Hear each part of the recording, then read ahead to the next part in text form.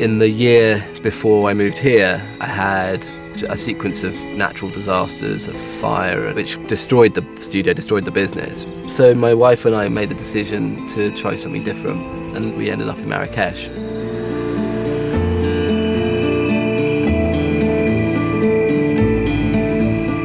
Very quickly we started getting into creative projects. Tatiana started writing, and I continued being a music producer. And people just started turning up at the house. There would be a knock at the door, and you know, this kid would be standing there saying that he's a rapper, or he's a singer, or he could play the lute, or the gumbri, or the bass, or the guitar, and you know, I didn't really want to turn them away, so I just invited them in, and we started recording, and slowly, something kind of came about, and it was never really planned.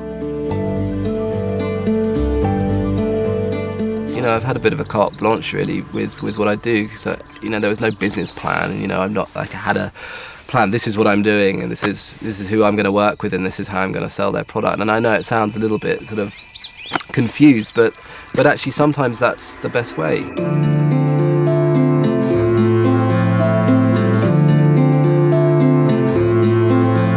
Well, I met Lamia in Casablanca, and we started talking about maybe me doing some music for some of her projects. And then when she sent me the sequence of photos that she did called the Couleur Primaire, I was kind of blown away, simply because I could relate to it.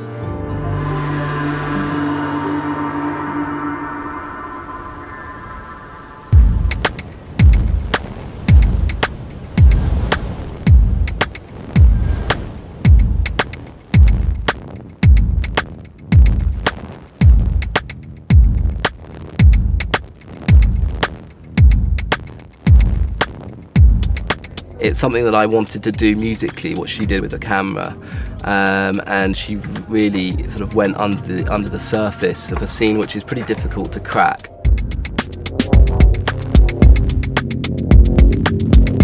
It's a progression of eating, hanging out, and the music, and the dancing, and it sort of builds into this sort of trance-like climax. And the way that it's been exhibited, and it's these sort of fragmented snapshots, it feels like a jilted memory, and I loved it.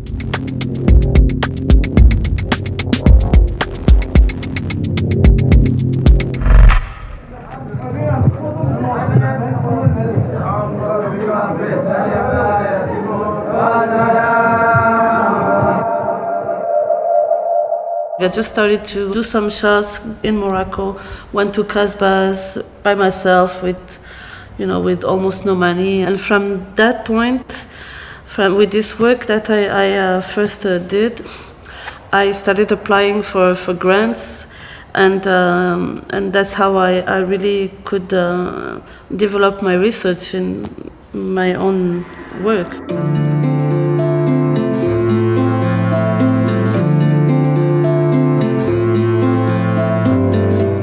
I use photography to tell a story. Although I do straight photography, I mean, my photography is really straight. I take pictures of what I see, what's real, what's really there. They're like words in a phrase, and it's always about my life. But since it's about my life, it's going to be about everybody's life. It's universal. If I'm going to take the camera, I'm going to let myself go with my feelings, with whatever makes me feel something, you know. It's about love, beauty. It's about believing in God almost, you know, in something higher and beautiful. It is time, I think, for us to understand that all over the world that we are one. We have, at last, you know, to live together. I hope I will have time to prove to everyone that it is possible.